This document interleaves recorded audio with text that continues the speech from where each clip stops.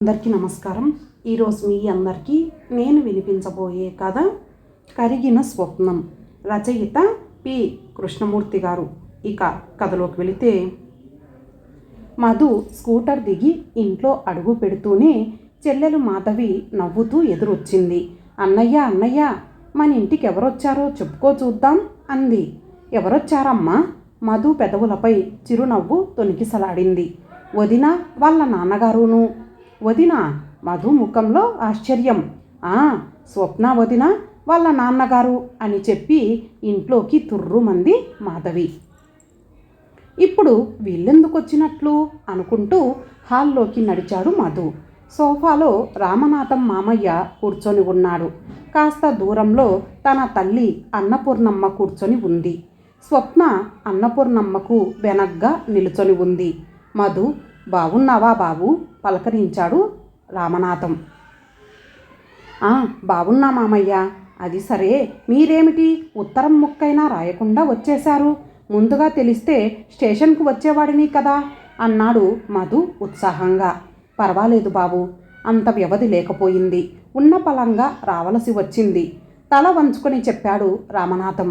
మధు స్వప్న వైపు చూస్తూ, ఏం స్వప్న, ఎలా ఉన్నావు? కాలేజీలో చేరాక మరీ మాటలు కూడా కరువైపోయాయి కళ్ళెగరేస్తూ అడిగాడు. స్వప్న తల దించుకొనే ఉంది. మధు ఎంత ఉత్సాహంగా మాట్లాడుతున్నా తండ్రి కూతుళ్ళిద్దరూ పొడిపొడిగా సమాధానాలు ఇస్తున్నారు. మధుకు పరిస్థితి అర్థం కాలేదు. ఎప్పుడూ నవ్వుతూ నవ్విస్తూ గలగల గోదారిలా మాట్లాడే స్వప్న ఇలా మూగబోయి దైన్యంగా ఉండటం ఇదే మొదటిసారి. స్వప్న, బాగా అలసిపోయినట్లున్నావు, కాసేపు విశ్రాంతి తీసుకుందువు కానీ మేడ మీదికి వెళ్దాం రా అభ్యర్థన పూర్వకంగా అడిగాడు మధు. స్వప్న రామనాథం వైపు చూసింది. వెళ్ళమన్నట్లు కళ్ళతోనే సమాధానం చెప్పాడు రామనాథం. స్వప్న మధు వెంట మేడపైకి వెళ్ళింది.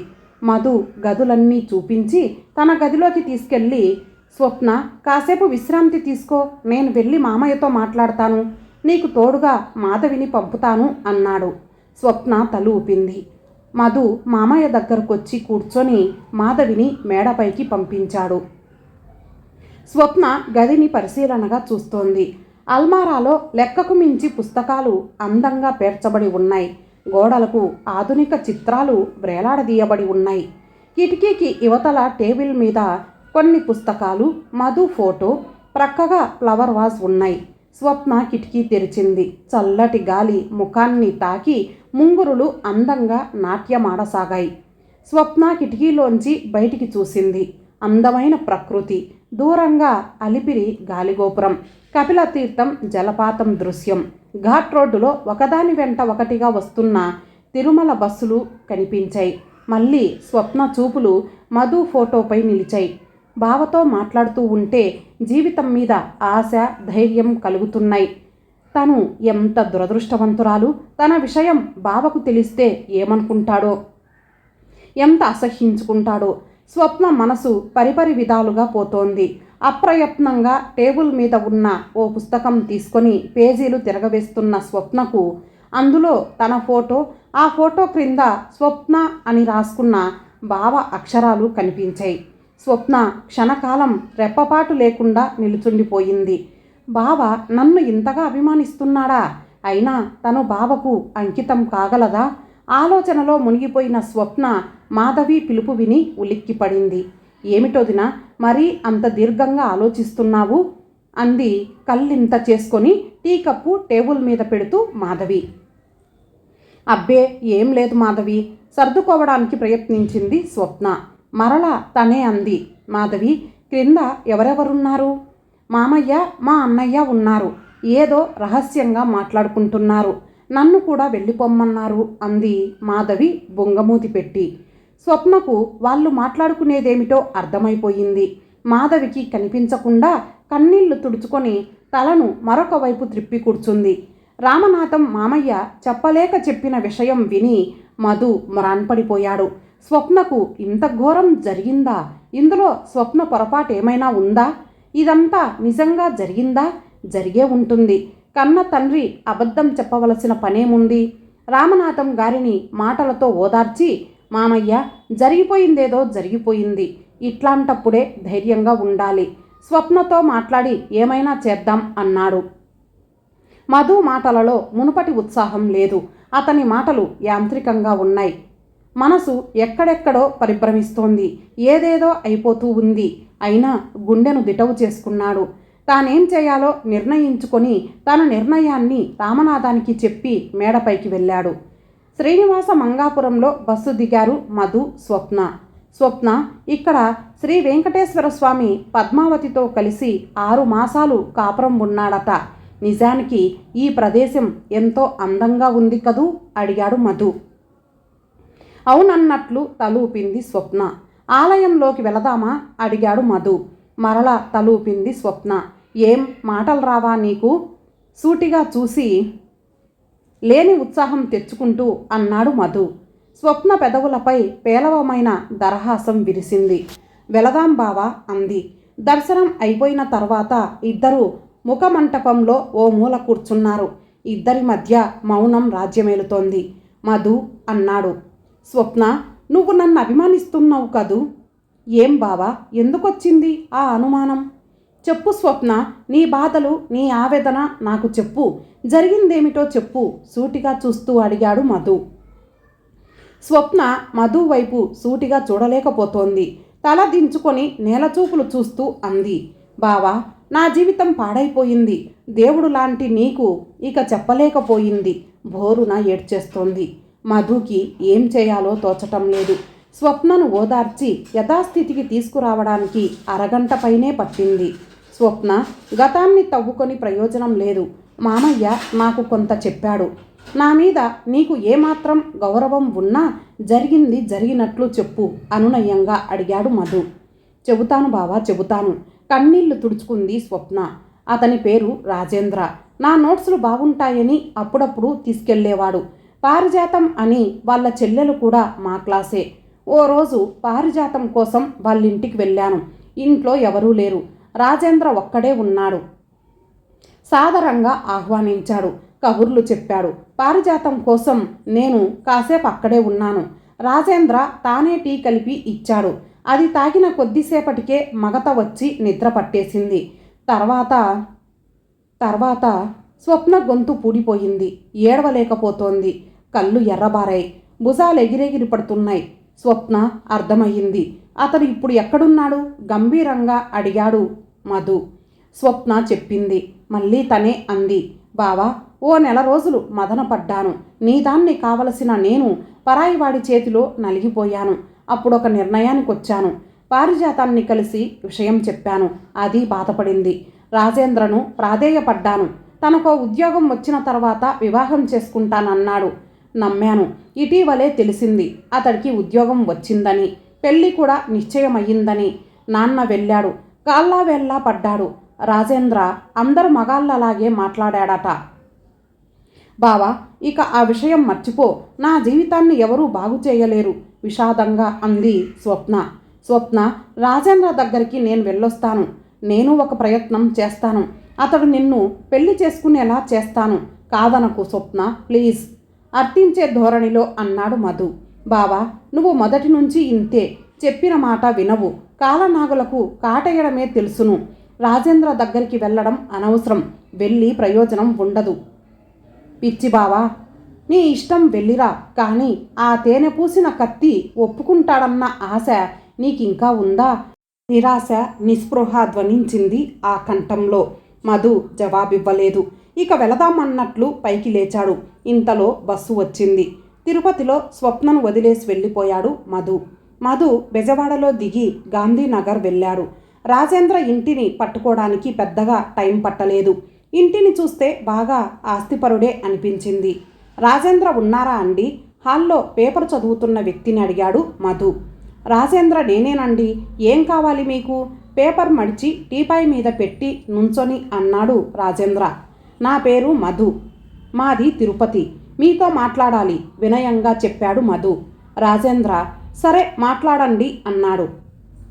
కాదు, అలా బయటికి వెళ్ళి మాట్లాడదాం రండి అన్నాడు మధు. షర్టు వేసుకుని బయటికి నడిచాడు రాజేంద్ర. రాజేంద్రను అనుసరించాడు మధు. బందరు లాకుల దగ్గర ఆగారిద్దరు. మీకు స్వప్న తెలుసనుకుంటాను ప్రారంభించాడు మధు. అతని కంఠధ్వని కరుకుగా ఉంది. ఏ స్వప్న? ఏమీ తెలియనట్లు అమాయకంగా ప్రశ్నార్థకం ముఖం పెట్టి అన్నాడు రాజేంద్ర. మీకు చాలామంది స్వప్నలు తెలిసి ఉండవచ్చు.